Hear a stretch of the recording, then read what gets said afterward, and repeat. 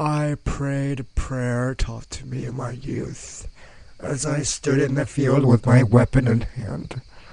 My eyes saw the young man holding the shovel. I was confident he was quick and strong enough to knock my old frail body down if he turned and saw me. He never got the chance. I placed a gun against the back of his head. Before he could react, I pulled the trigger. I took the shovel from his hands and dug a hole. I stopped digging when it looked about deep and about wide enough. I removed a pocket knife from my sock.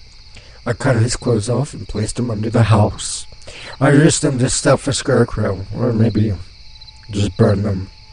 Then I rolled his naked body into the hole I had made and covered it with soil and worms. I found a newspaper that Sarah had put in the garbage, went to the kitchen and sat at my table. I sat there reading until the wife came home. She walked in complaining about the gray mud dog that was squatting at the side of the house. She said I could kill it if I wanted. I knew I was still married to her for a reason. Then I thought about the young fool's clothes and the smell of death in a hound's nostrils. I ran outside as fast as my old sacred legs could carry me. I wanted to make the dog suffer, so when I got close to it, I took my knife and grabbed hold of the damn beast by the neck. I began to choke it as I stabbed its glazed, sickly eyes. It bled till it stopped bleeding and gasped for air until it stopped breathing. It was dead.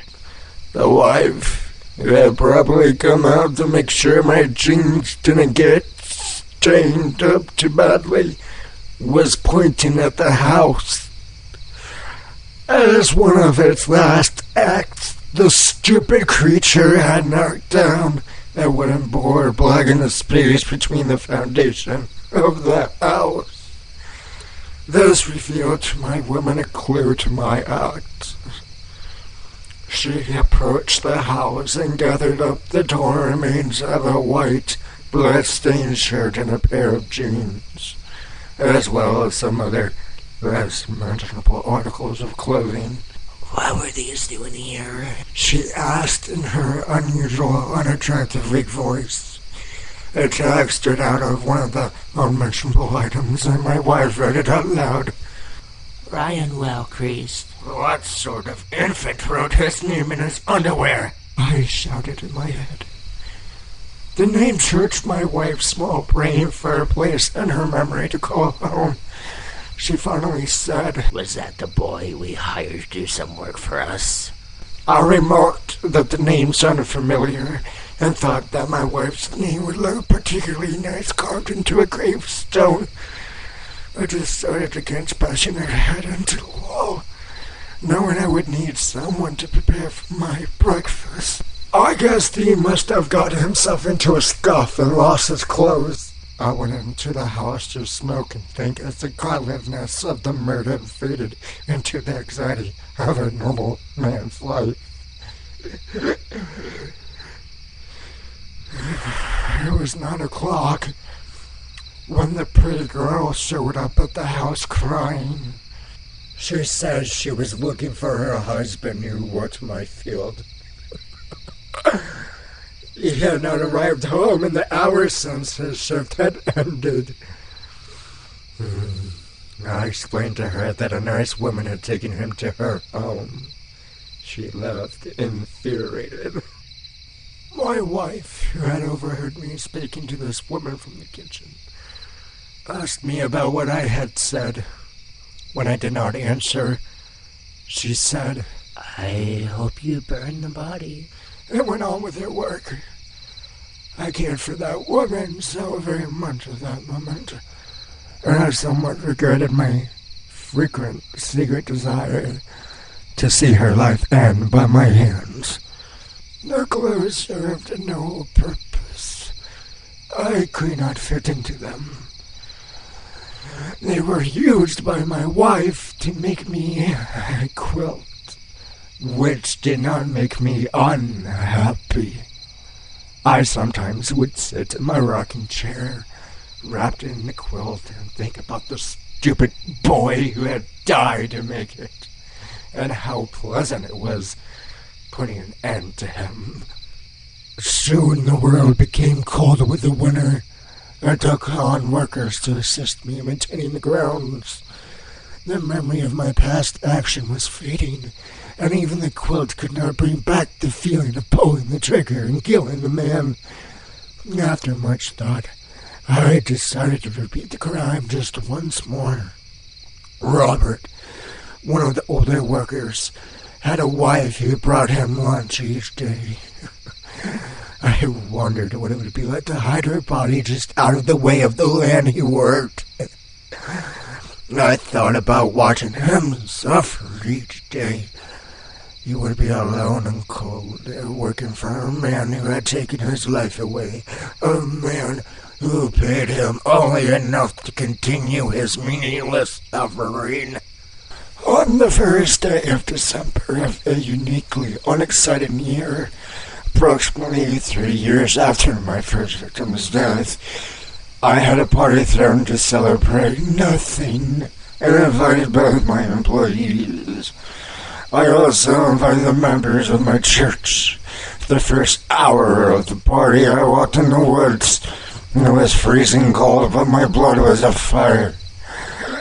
As far as I could see, this was one of the few times of true pleasure existing in my life. After the correct amount of time had passed, my wife did as I had ordered. She was to send Robert's wife to bring me my coffee in my favorite green mug, and to invite me to join with the others.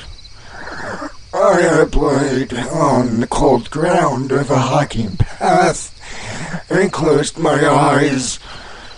I would appear to be either dead or dying, and the woman would come to help. At the ideal moment, I would take a hold of my knife and cut her body open. I would rip and tear at her weak being as much as I could have ever dreamed. After some time, I heard soft murmuring, and I felt the woman's warm hand on my cold chest. I opened my eyes to see the fly to my spine. She was fat, and her face was wrinkled almost more so than mine. Well, she left something to be desired as a woman. She would be a lovely corpse. I grabbed hold of her and clawed at her meat. Then as I hissed into her ear to disturb her dying soul, I slit her throat. I heard panicked breathing and then a scream. It sounded like a man being boiled alive. A large, muscular hand grabbed me by the throat. It was Robert, whose wife I had just so joyfully murdered. His face was full of a strange anger, not warranted by the situation. He was drooling and crying and sweating, making his face altogether too wet. I was going to offer the man a cloth to wipe himself off with before he killed me.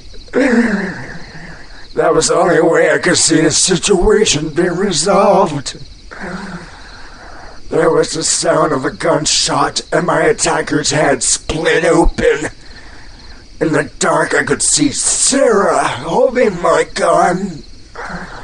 At this moment, she aggravated a sense of trust. I had not felt such a strong sense since I was a young man. We stripped the bodies of their clothing and buried them right there beneath rich soil. Dead leaves in the dry cell of cicadas. Both of us smiled as we left. The party concluded several hours later. By the time we had returned, their guests were far too drunk to notice their friends were no longer present. When the last of the party guests departed, Sarah and I sat and talked about little things such as the creaking of the floorboards and the chirping of the birds. She was making me quilt, including some extremely familiar materials, the entire time. This was a wonderful evening. I yawned and ascended the stairs to my bedroom. Tomorrow would be a day of rest for a God-fearing man. Sunday was tomorrow. I had been asked to do the reading at the weekly service.